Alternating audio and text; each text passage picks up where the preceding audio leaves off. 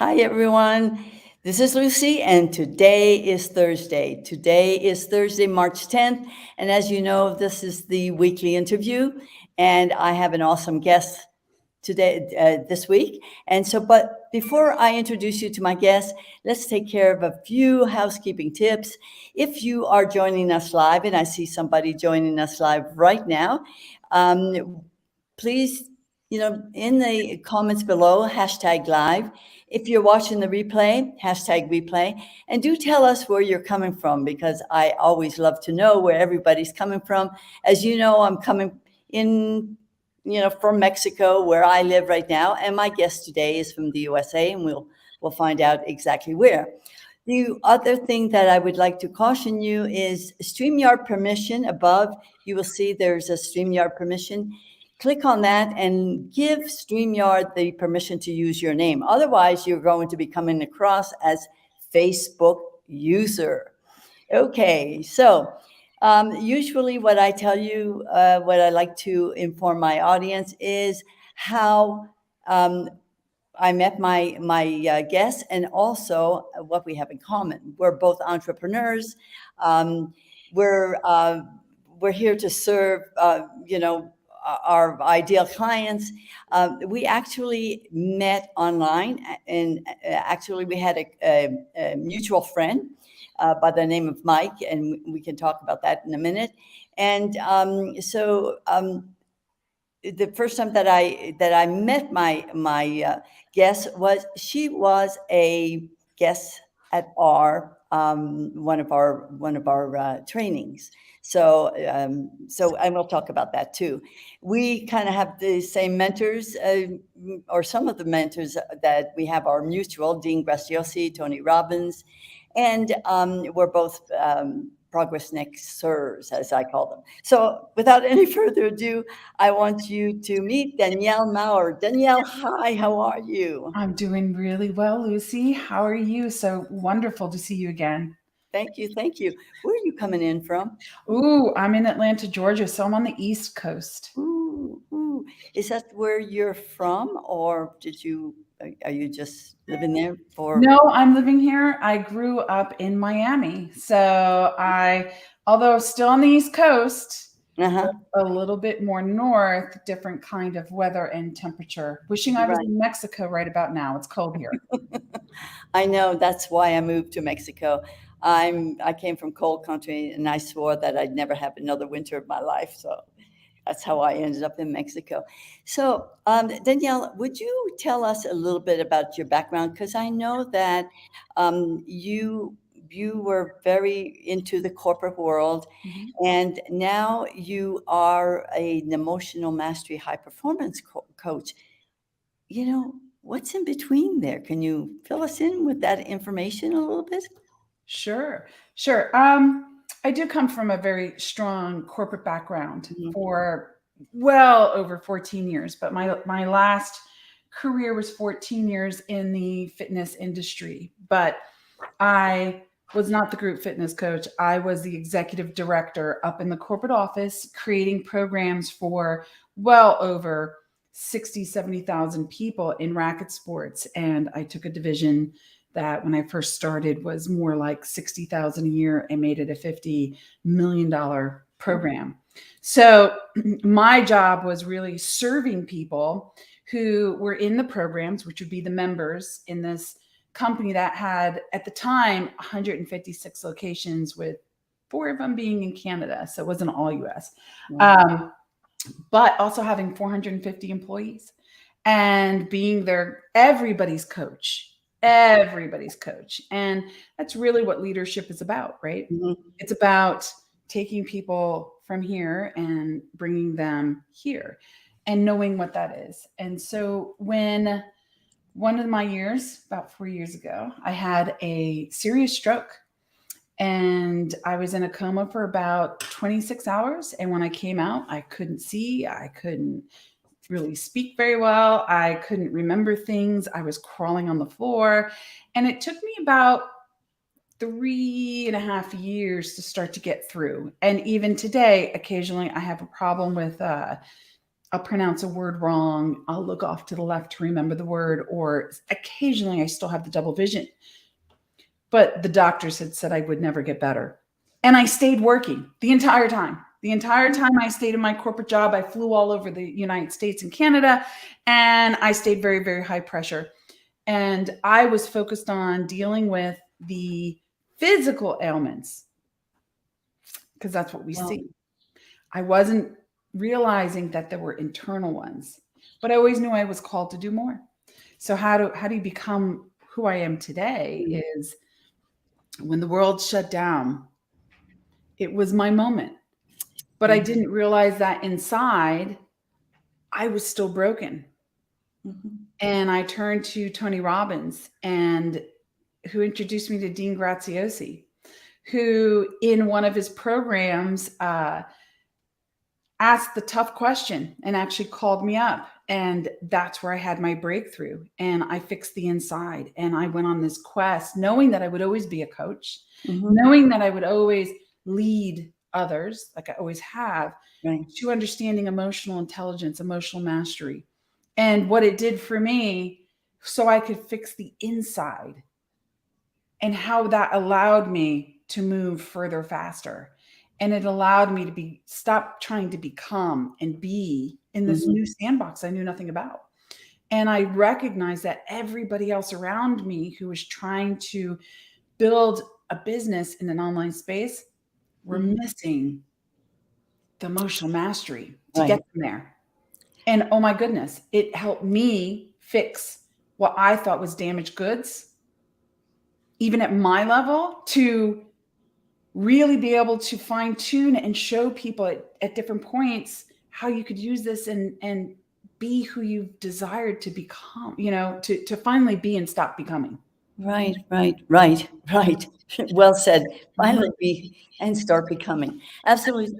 Is it possible to ask you what that question was that Dean posed on that day that you were featured, I guess? Yes. So, we'll always hear the masters, our coaches say, what's your old story? What's your new story? And you can map that out. And that is 100% true. And then you create the bridge to get there. That's the exercise. But for the first time ever, he told, or at least for me, he told the story of the two wolves, an old Cherokee story. All right. And he asked, which wolf will you feed? And that one made me sit back. But then he also said, if it was a parasite, what would you do with it? And as much as I wanted to get rid of the physical issues that I have and prove the doctors wrong, that I wouldn't stay there, if I had a parasite, I'd go to the doctor. Right. I do everything I can. I drink the juices to get rid of the parasite.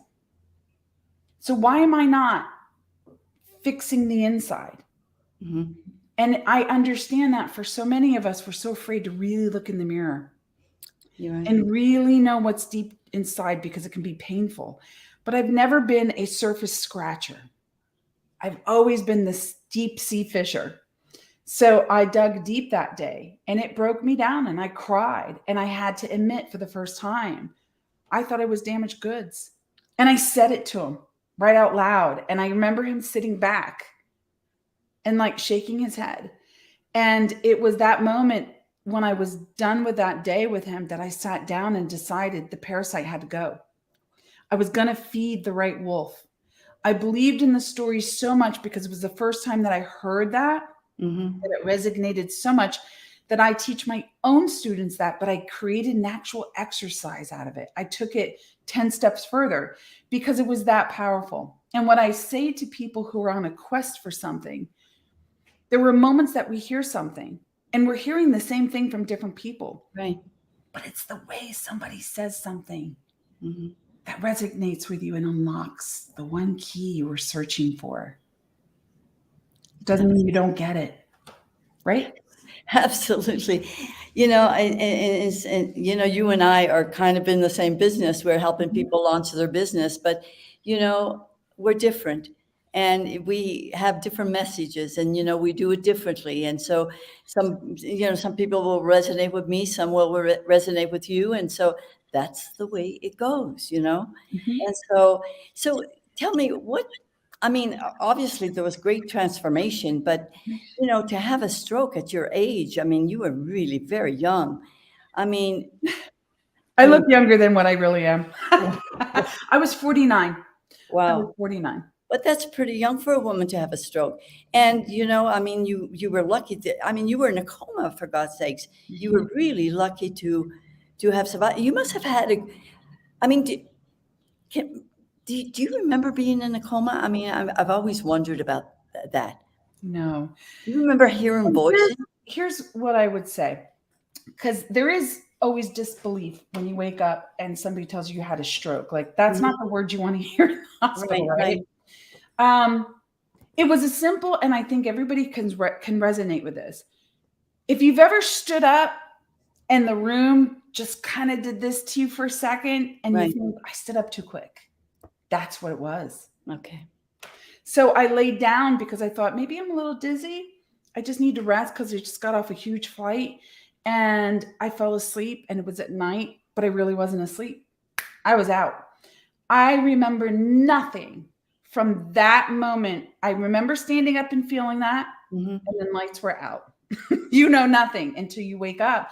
And the next thing you know, you've come to and someone's having a conversation with you. But even at that, where you are in a stroke, it's like having a concussion. So if you've ever Right. had anybody had a concussion, you know, your brain is swollen to your skull. So it's Right. not, and in this mode, you have dead brain cells. So your brain isn't able to connect the same way. It's got to actually create new connections. And so you don't process things the same. You don't hear things the same. You can go into denial, which, hi, how you doing? I Right. did. Hmm. So the answer is no, I don't remember being in a concussion. I couldn't tell you what it was. I could just tell you that there's a big gap of time to this day. Unless you told me what happened, I don't even know how I got to the hospital. Okay, okay, but at that point, did you then decide, okay, this is enough? No, you know, I've got to get out of this corporate world. This is not for me. I mean, I know that you felt you heard the calling, so you knew you were made for something greater. Was that the impetus that got you going and you It took me looking 2 for? years to answer the phone on Wow, that call. It took me 2 years. wow. And the for everybody, it'll be different why we don't Mhm. answer the phone call. For me, it was because I had an entire team that I had brought from all around the world to come work for me who needed me, Right. were terrified that I had the stroke. And I stayed in the game. And I had clients all over the world that needed me. And there's a moment where you go to build this new identity. I was already building a new identity because of the stroke. Right. Now to step into the next sandbox, what I'm called for, to answer that phone call meant another identity on top of the identity. And that can become very scary. So there was true fear that I didn't recognize with fear, because what I masked was, they need me. Yeah. I can't walk away. What will they Yeah. do without me? And I should have when the phone first rang. But I waited 2 years. But for me, it just kept crossing my path. The phone kept ringing. Someone wasn't going to stop calling. Right. And when we all went into lockdown, that's when I knew this is it. This is the moment. Pick up the phone and start to serve. So that was a blessing in disguise. Really, COVID for you was a For blessing me, in it was. disguise. Yeah. Yes, absolutely. And it started me on my journey. And I will say, because I am somebody who creates and executes, I didn't waste time at that moment. I I bet already not. recognized I wasted 2 years of not answering the phone. Mhm, mhm. So I took the courses, I got the mentors for me to understand where I was going and exactly what I wanted to be, but I did the action along the way.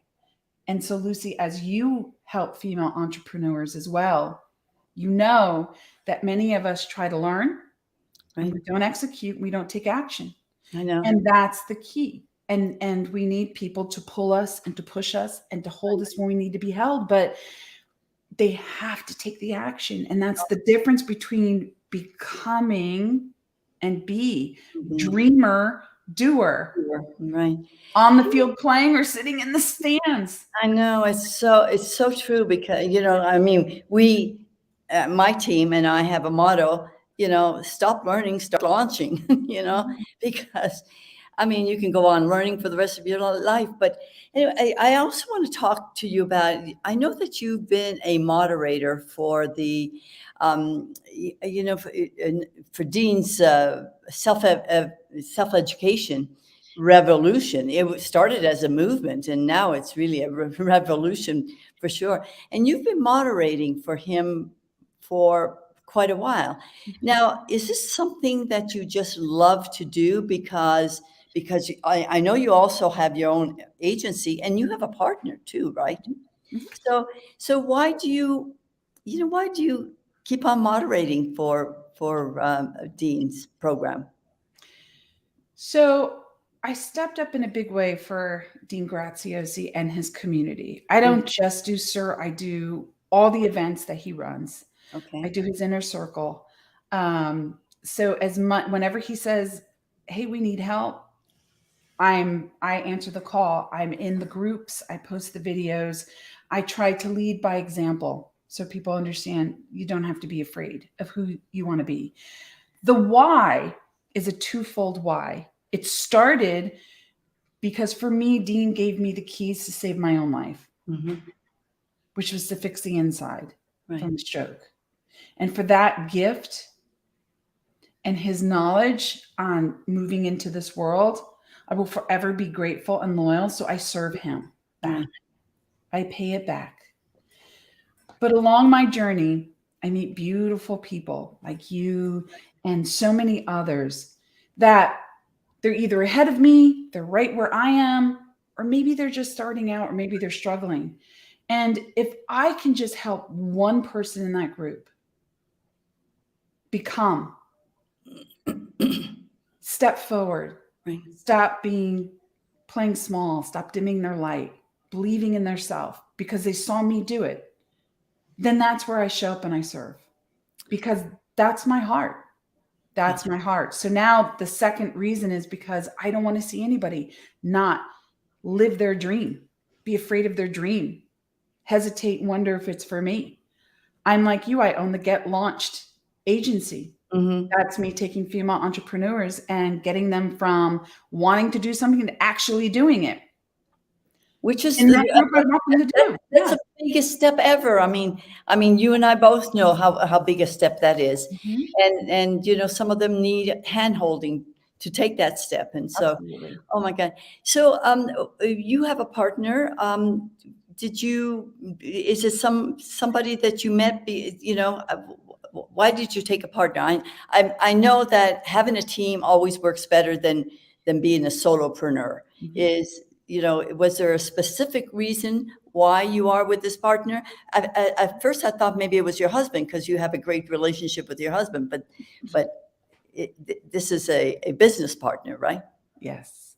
So I did not meet Helen in Dean's group. She's actually not been in Dean's group. Where I met Helen was with Pedro Adeo.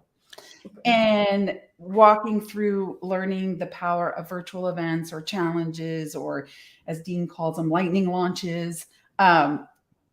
We were live in Pedro's house and she was there for the whole weekend. And there was something about her that resonated. And she just walked up and said, "Hi, I'm Helen. Would you like to go to lunch?" That's wonderful. And I did. And she comes from a little bit of a different background, but also a corporate background. And she is so talented in things that I'm not necessarily gifted in the same way she is. And she asked me, she says, "How would you like to partner?" And I believe in life that you come across people for the reasons, like divine intervention. Absolutely, I And do. you get that spidey sense that you're not quite sure how it fits, but they're in your life for a reason. And so, or a season. and I don't think it's a season. I think it's a reason. Being a solopreneur, it's so hard. It's difficult. But being a partnerpreneur, a collabpreneur, Mm-hmm. that's amazing, because now you can, work out ideas and go faster and hold each other accountable. And so when she asked me the question, it was a no-brainer for me. And we've been together ever since. And it doesn't mean that if you decide to go from solopreneur, which I recommend to everybody, to be a partnerpreneur, a collabpreneur, Yeah. a friendpreneur, whatever, accountabilitypreneur, that you won't always agree on the same things, but that's the beauty of it. Yeah. That's the beauty of it. But And you learn so much more with a partner, so much quicker also. 1,000,000%. And you will also learn from your client. You will also learn from your niche, your who, your ideal client, your right fit client, your dot, however you'd like to call that. You learn from them too. Wonderful. I'd like to talk a little bit about your husband, because I know that you seem to have a wonderful relationship with your husband. You've traveled. You both like to travel. You've traveled the whole world. Can you talk a little bit about that situation? Because to me, it's just it's just wonderful to have a partner that you get along with so well. So we met almost 27 years ago. Okay. That's how long we've been together. Wow. And we've been married for about 23 years now. We met in Jamaica. Everybody asks us, where did we meet? He's a professional squash player. So he's an athlete. He's a world ranked athlete. Okay. I knew nothing about squash in the time. And lo and behold, I learned that business. And that's how I ended up in the fitness industry. I've always been a business partner with him in that world, or his actual boss in the company. Okay. And believe it or not. And so he still trains and competes. We have a daughter who's 22 in college right now. But there's just something magical that we work, but we look at a relationship so different, meaning there was a time when I met him, I must have been 23 years old. So imagine, I've been with him more than half of my life. Mm-hmm. I think there's a time in everybody's life when we are not at the mature level where we date and we're with somebody. And especially for women, we're looking for the husband, right? Because that's what we're told to do. Disney tells us to find the prince. That's right. Right? And everything's going to be okay. Exactly. But we find the prince, we've kissed our frogs, and we get our prince, and then we somehow want to change them. We want to train them. Yeah. But for him, and I did that. I was guilty. But when I met him, he was such a bright light, such a new soul in the world.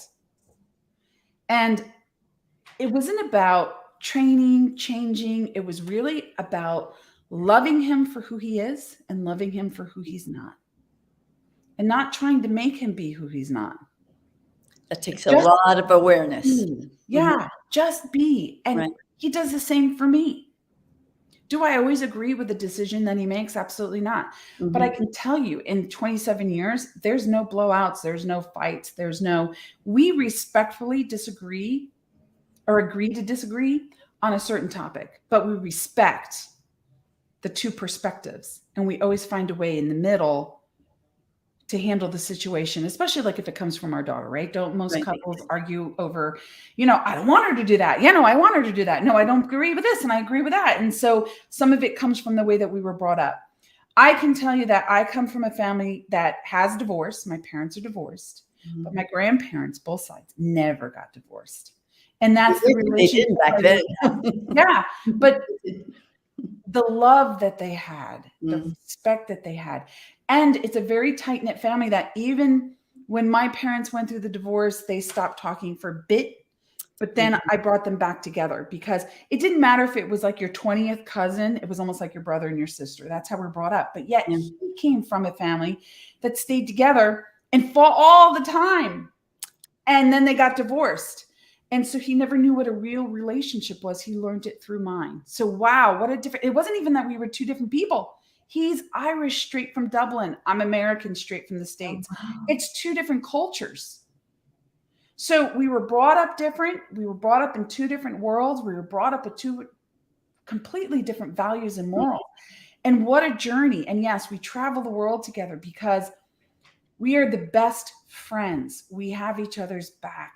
We walk side by side. We know life's going to knock you down. We've had health scares. We've both almost died. We've both saved each other's lives and nursed each other back to health. And that's everything that you want. But do we agree on everything? No. And that's okay. Yeah. That's okay, because he's not my enemy. He's my partner. He's my soulmate. He needs to be who he is, and I need to be who I am. And how do we support each other on that journey? Absolutely. And when you figure that out, that's the key. Yeah, to I need to be living me, life. if I'm Yeah. good. Absolutely. So I take it he's very, very supportive of Mhm. you being out of the corporate world into something that you truly love, you're passionate about. So Yes, and I will say, after 14 years of being his boss up in the corporate office while he's in a club working, mhm. even a week ago, you need to come back. Everybody needs you. Uh, It's not that he doesn't believe in what I'm doing and he doesn't see the lives that I change. And he's very respectful, and he can't, like, that's not him. He can't do that. He's a squash player. But he still misses me in that world. So Right. he's always going to want me to be there. And when I say no, he's like, "Oh, really?" Right? So Yeah. there's missing. But is he supportive where I am now? 100%. But you know what? I earned that. I earned that. Because when I say I'm going to take, I call it like a Harvard education.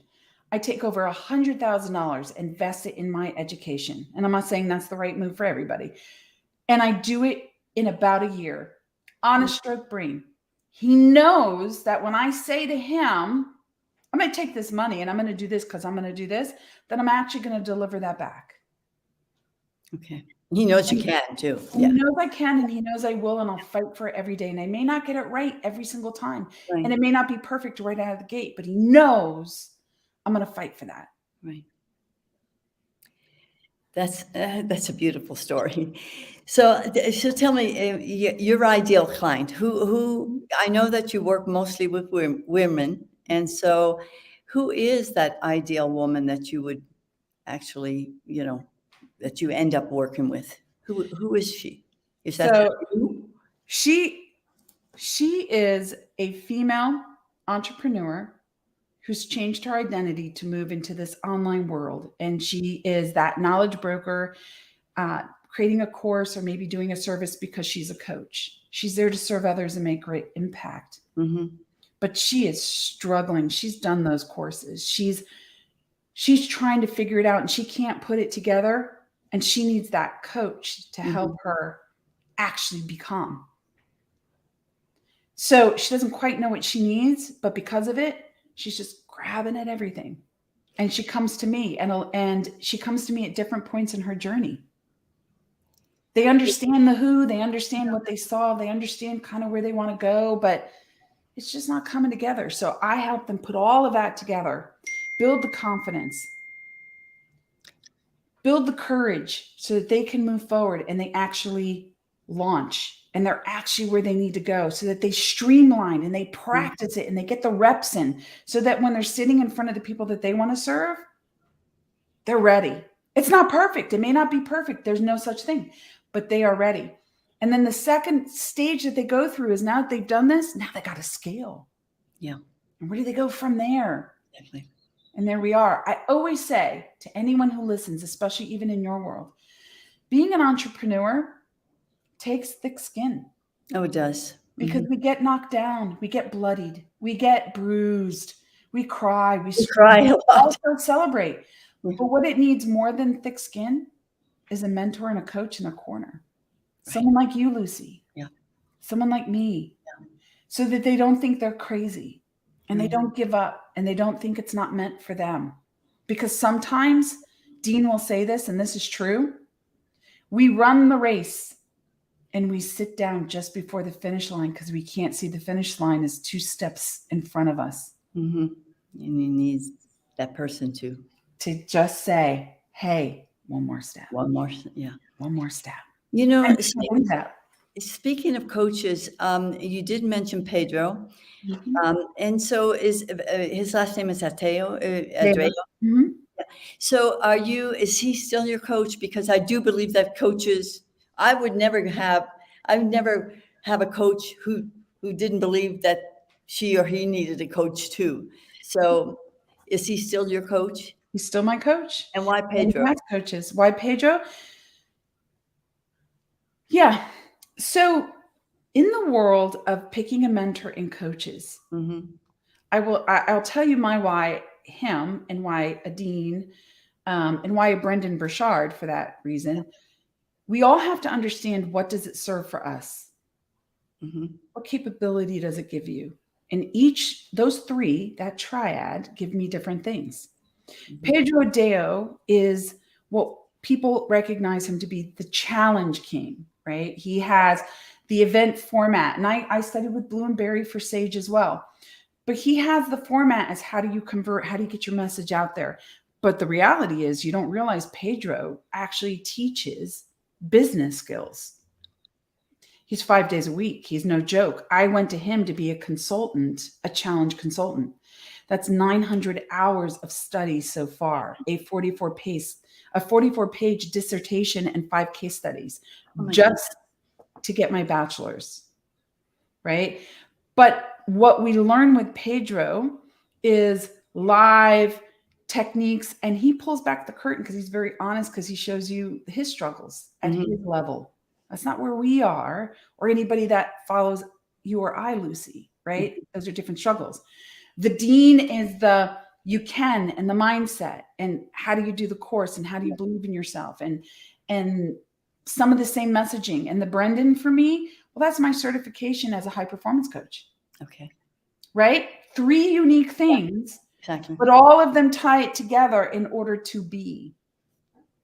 And I will never let go of my mentors. And our mentors have mentors. Absolutely. That's what I'm saying. It's just, I mean, you know, I have a coach for business. I have a coach for tennis. I have a, you know, I mean, coaches are really, and you know, coaching, you know, I can remember 10 years ago when I started with Mary Morrissey, and she has one of the great coaching programs, but I didn't want to be a coach. I just wanted to do it for personal development, you know, and I consider myself more of a mentor than a coach.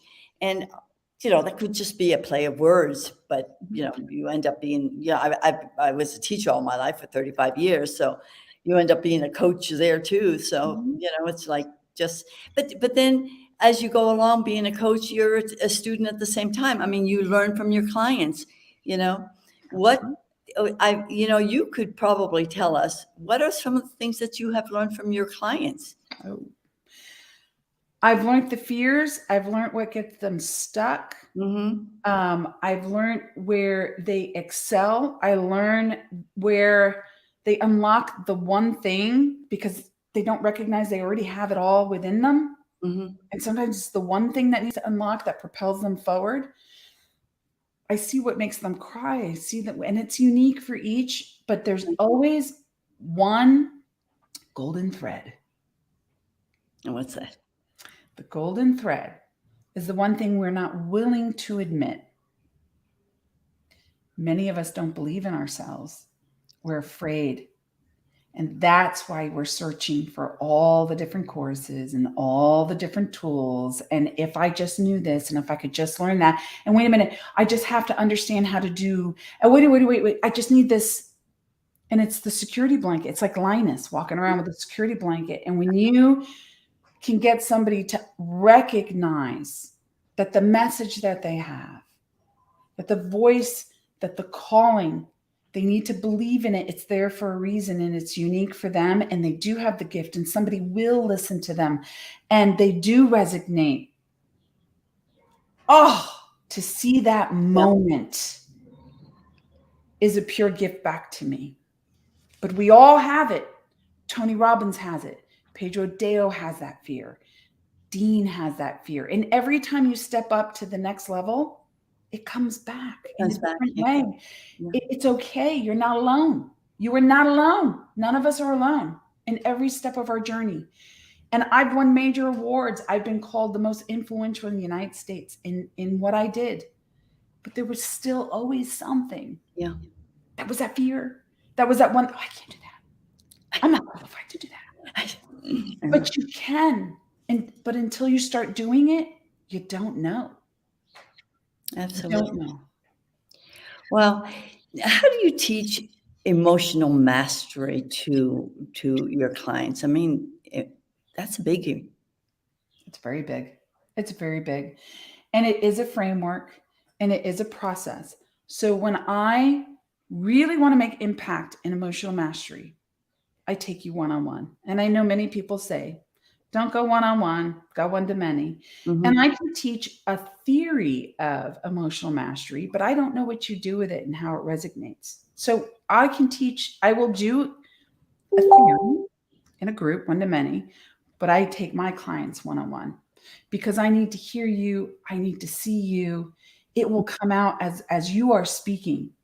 It is not about me just telling you. It is about me listening to you to see where you're caught up. Right. And the reality is, the things that we believe in ourselves, we put the meaning to the words. We've accepted somebody else's label that doesn't exist. We have. And you have no proof that that's true. In fact, we have proof that it's exactly the opposite. And when you understand that, you stop accepting the labels. You stop putting yourself down and you actually move further and farther. And so I will say this is a true story. And this is a bizarre one that I had a hard time believing myself. So when I had the stroke, there was no medical reason for it other than good old Overwork. stress. Yeah. Overwork and stress. Yes. Wow. Constantly worrying, constantly stressing out. Did I do the right thing? Does my boss think I oh my gosh, I'm not going to be able to do that project. Oh, you want an extra 5 million. Where am I going to, like, we can find all the things. And as women, especially, we pack them inside and Right. we let it eat at us. Right. So I was highly stressed. I had the stroke. When I came out from the stroke for 3 years, as I'm fighting these ailments, my stress markers in blood exams, because I do this every single month, weren't extremely high, but they were good enough and high. Still at risk, right? But here's the thing. I learned emotional mastery in 2020. I put it into play 2020, 2021. I go to my same doctor, blood exam. You can see the markers, 0. Wow. 0 in a time where I lost my grandmother to COVID. My daughter had COVID and she was having heart issues. We were afraid we would get COVID and we can't because we couldn't do the vaccine at the time. And because we have underlying issues, me stroke, him, he had a heart attack, that would put us in the hospital. I wasn't working my corporate job and making the 6 figures, and I was still trying to figure out where I was going and doing all this education, right? That's a lot of stressors. Yes. But yet you do a blood exam and it's 0. And my doctor looked at me and said, "What are you doing? I need to bottle it up and give it to other people." Right. And I said, emotional mastery, because I can choose to put all the fear and the worry and the behind what's happening around me, or I can choose to sail the sea smooth and know I'm going to get through and chunk it off one piece at a time. And that sounds easier than done, right? Oh, I couldn't do that. That's what I hear all the time. But know that I've taught my clients that, and they've gotten jobs 30% higher. They're not stressed. They have a different level of confidence. They have a different level of courage. They walk in and their boss tells them a project is wrong and they don't run home crying and stressed out that they think they're going to get fired. They've smoothed through it to the point that their whole life has changed because you gave them the gift of intelligence, emotional intelligence. If you'd said that to me 5 years ago, I'd been like, what?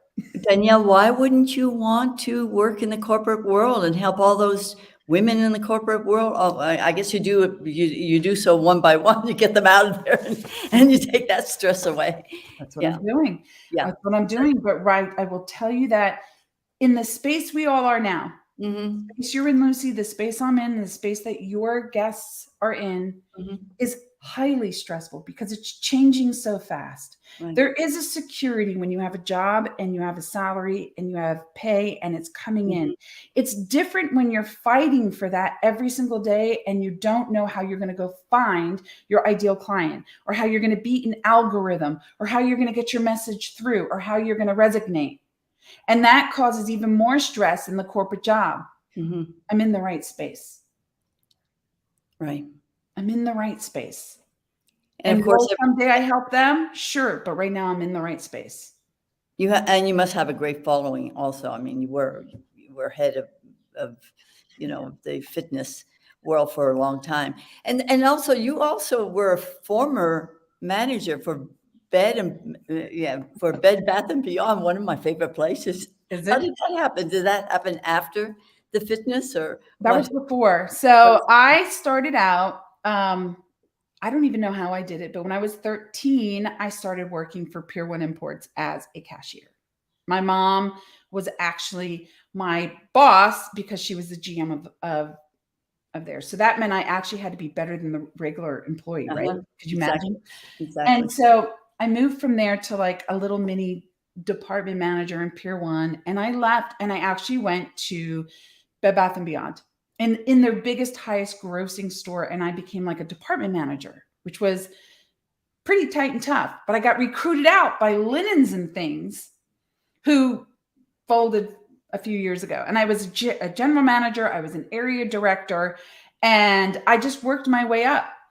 And so from there, I had my daughter. I stopped, and the CEO of Lifetime Fitness came walking through my husband's club where we had built our own business and said, "Hey, I'm going to build a club here in Atlanta."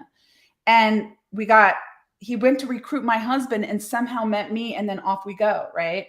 So I get you with Bed Bath and Beyond. And I will say retail is not for the faint of heart. No, it's awful. I've been there. I know. Yeah. Retail loves to eat your hours in your life, and you could never do enough and give enough. Exactly. So, but it was the great chops I probably needed in my journey, right? Because life happens, as Tony says, for you, not to you. Exactly. To really build that you're not going to fall down when you've worked your 80th hour. Right. You're not going to fall down when you've worked right around the clock and overnight to go do something, you're just not. So it was the reps that I needed to build me up to here to be able to fight for others. But you're still a consultant, are you not, for these companies? Yeah. No, I don't consult for them right now. No, I am solely focused on your business. So let's talk about your Facebook group, because it's called Get Launched. Get Launched Agency. Yes. Yeah, it's an agency. So, so you work with your partner Helen, and I think you just finished a 3-day challenge recently. And what was that all about? The 3-day challenge? It was the Don't Get Launched challenge, and it was for female entrepreneurs. And it was teaching them the format of a challenge, but yet taking them into our academy, or 8-week academy. And the 8-week academy is, if you understand value ladders, as people will say, or product pyramids or product funnels, you've got your DIY, you do it yourself, done with you, or done for you. And so this is more of a done with you, and really done with you, because they're live labs. Okay. Where you come in and learn, and you've got to speak it out and practice it, and you get feedback, and everybody else in the class actually thumbs up, thumbs down, somewhere in the middle, and we critique you and we help you go further. You get the feedback and everything you need. So it's not just take a course and try to go on your own demise and make it work. And then you get the question or the one thing you get stumped on, and that's where you stay. This is, we're going to do it. And by the time you're done, you are launched and you are confident because you've practiced it. You've practiced the pitch. You've gotten your copywriting done, and you've got your marketing reviewed, and everybody says, speaks to me, doesn't speak to me. So the Get Launched group is everybody who maybe isn't in the academy that is now learning and getting the taste and the free tips And then the Get Launched Academy is everybody who steps in to really, they're ready to go do the work. Okay. So think of it as the prep and then those that are stepping forward into their life. The implementation of it all. Yeah, absolutely. Oh, that's wonderful. That's wonderful. So what haven't I touched upon that you would like my audience to know about you? It's really not about me. Yeah, it's not about me. I think collectively as women, we serve from the heart. We do. And we will give everything that we have, but yet we put ourselves last. Yeah. And we give more sometimes than we get. And that's where we start to feel like we have no value. So for every woman that's here or listens in a replay, you have a message. You matter. You are valued. And you need to believe in you. And you need to charge and not be afraid to put a price on what you offer, because it's a gift and you're helping somebody who's maybe just one step behind you or 5 steps behind you. And you can't have fear. You can't sit here as the mad scientist in the lab creating the cure for cancer and no one ever knows about it. Right. You don't help anybody. So get that message you need to step forward into your light, and you need to become who you want to be, because you deserve it, and you're worth it, and you're valuable, and you're unique. Yes. And you're unique. And is someone going to listen to you? Yes. Because the way Lucy speaks is different from the way that I speak, is different from the way that Dean Graziosi speaks and Tony speaks. Know that if you looked at Brendon Burchard, Tony Robbins, and Dean Graziosi, they all teach somewhat the same thing. They all teach mindset. Right. But who you listen to is who resonates to you, and you're going to resonate to somebody. So don't be afraid, and don't think you need to be perfect. Just step out and be. That's what people need to know. So when you're following Lucy, you see Lucy doing it right now in front of you by calling me in. Absolutely. You can do it too. Absolutely. Yeah. Right? So that would be the message you would have for somebody who wants to get online and doesn't know where to start or who to trust, and find someone that you resonate with. Exactly. Find somebody you believe in, that you trust in. Right. Stop looking for all the things. Stop being the professional course junkie, the professional note taker. It's okay to do those things, but if you're not taking action as you're learning, just a dreamer. You're a dreamer. You're not a doer. You're sitting in the stands, and that may be okay for you. But you need to find the person that you believe in, and then you need to move your own needle. Because I know, Lucy, you don't like the word coach. I do, because it's also a mentor. It's a partner. I love all my people so hard that, oh my gosh, if they cry, I'm crying with them. Like we're having a boohoo fest. A boohoo fest, right? Tissues. I swear, look, I always keep tissues on my desk because I never know who's going to put me in the boohoos that day. And maybe nobody does. And maybe we're just celebrating. But at the end of the day, a coach, a mentor is the person who holds you accountable and helps you. And we, as that person, as the teacher, as the mentor, as the coach, we can only go so far. Absolutely. We can give you the knowledge. We can give you every tactic that you need. But if you don't take it and don't... And we got to take you to the water, but we can't make you drink it. That's for sure. Yeah, that's what we're here for. So who do you resonate with? Who do you need? Being a solopreneur, it's not fun. No, it isn't. And really, I mean, it's the only way to burn yourself out, really. Yeah. So. Why do it alone when you can partner and you can stick to what you're good at, your gift, and let somebody else come in and let them shine in their gift. Exactly. As a coach or a mentor or as a course creator. Be a collaborator. Yeah, you do not need to know it all. There is nothing wrong with saying, I don't know that one. I'll get back to you. I say it all the time. That is so wonderful, Coach Danielle. That's wonderful. So, Danielle, if anybody wanted to contact you, I have in the tickler down below, it says You can go to your Facebook group, which is facebook.com/groups, Get Launched Agency. Or I have support at Get Launched Agency also. Is there any other way that they can get a hold of you, or is that the two That's ways? the best way. I Best try way. to keep everything streamlined down so that I can respond Simple. very quickly Right. and see where people want to go. Okay. So, Lucy, you are the mentor, you are the coach. I'm very honored to have met you along my journey. And like I say, sometimes everybody crosses paths Right. for divine intervention. So I thank you for being you. No, I thank and you for being you here. launching. Thank you. Yeah.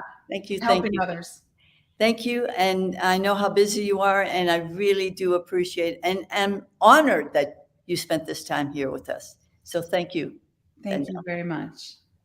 Okay. And to the audience, remember that next week is, next Thursday is another interview. And if you want to contact me, then message me. And especially if you have a story to tell, I would love to interview you. Bye for now. Bye, Danielle. And I'll see you next week. Bye bye.